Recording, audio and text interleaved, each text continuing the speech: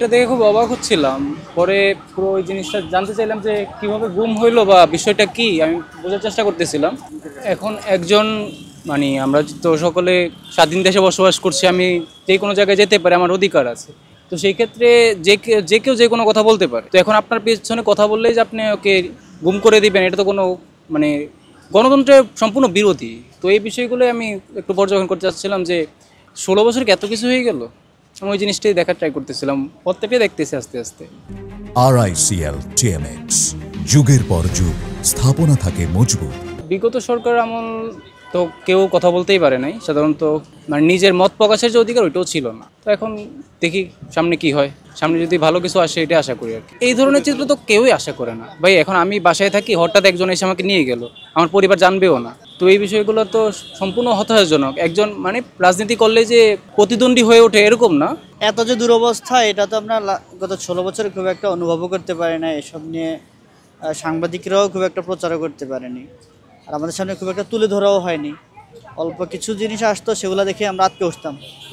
এখন যখন বিভিন্ন জিনিস সবিস্তারে আসছে, চোখের সামনে উঠে আসছে, আগেকার যে গুম খুন হত্যা নির্যাতন বিভিন্ন যা দেখলাম, এগুলো আসলে আমাদেরকে ভাবায় আমরা কোন ধরনের সরকারের কাছ থেকে, কোন ধরনের স্বৈরাচারী শাসকের কাছ থেকে মুক্তি পেয়েছি তা ভাবায়। অনুরূপভাবে ভাবায় বর্তমানে যারা আমাদের নেতৃত্বে আছেন তাদের যেই চিন্তাহীনতা, এসব মানুষকে উদ্ধার করার ব্যাপারে বা তাদের অসহযোগিতা, এটা নিয়েও আমরা ভাবতেছি।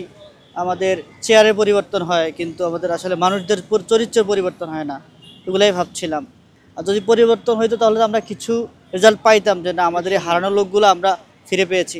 কিছু মেইন ফিগার পাওয়া গিয়েছে, কিন্তু যাদের কিনা তেমন কোনো রাজনৈতিক পরিচয় নেই বা মানুষজন চিনে না, তাদেরকে কিন্তু আমরা পাচ্ছি না। করতে পারেন আপনি সালাউদ্দিন আহমেদকে পাওয়া গিয়েছে, আবার জামায়াতের সমর্থিত একজন গোলাম আজম সাহেবের ছেলে, ওনাকে পাওয়া গিয়েছে। কিন্তু যাদেরকে আমরা চিনি না, যেসব লোকজনের নাম জানি না, পত্রিকাও খুব একটা হাইলাইট করে না, সেই সব লোকগুলোর আসলে আমরা খুব একটা আলোচনাও করি না। তারাও কোনো না কোনো মায়ের সন্তান। এই জিনিসগুলো আসলে আমাদের খুব ভাবায়। আমরা কীভাবে সবাইকে সমানভাবে ভাববো। সংসদ ভবনে তো আগে আমরা আসতাম শুধু ছবি তোলার জন্য এক প্রকার, বা একটু দেখার জন্য। কিন্তু এইগুলা যে সংসদ ভবনের প্রাঙ্গণটাও হইতে পারে কোনো স্বৈরশাসকের তাদের বিভিন্ন কার্যকলাপ বিরোধী অবস্থান, এখানকার চিত্রকর্মগুলো হইতে পারে আমাদের পরবর্তী প্রজন্মের জন্য একটা ইন্সপিরেশন হিসেবে, যেন এই ধরনের কার্যক্রমে জড়িত হওয়ার ব্যাপারে বা আমাদের উৎসাহ দিতে পারে, বা আমাদেরকে সচেতন করতে পারে বিভিন্ন কার্যকলাপে। এবং রানিং যারা গভর্নমেন্ট আছে তাদের কাছে এটা একটা বার্তা, যেন এই ধরনের কিছু ইন ফিউচার আমরা না দেখি।